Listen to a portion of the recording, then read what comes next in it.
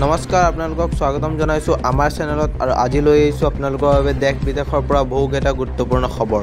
আজিৰ big breaking নিউজটো হৈছে মুখ্যমন্ত্ৰীৰ লগত শ্যাম কানু মহন্তৰ একেবাৰে ভাল নাছিল। শ্যাম কানু মহন্তৰ লগত আটাইতকৈ ভাল ব্যক্তিজনে হৈছে গৌৰৱ গগৈ।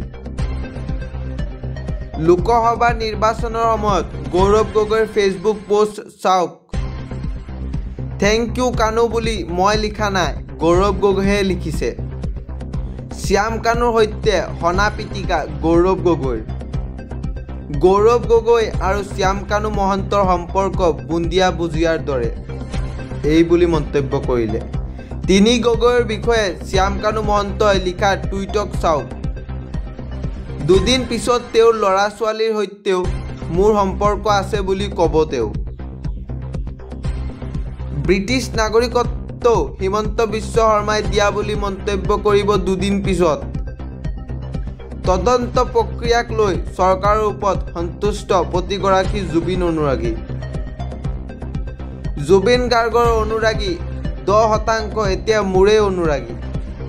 জুবিন গাৰ্গৰ অনুৰাগীৰ ভিতৰত ময়ো আছোঁ।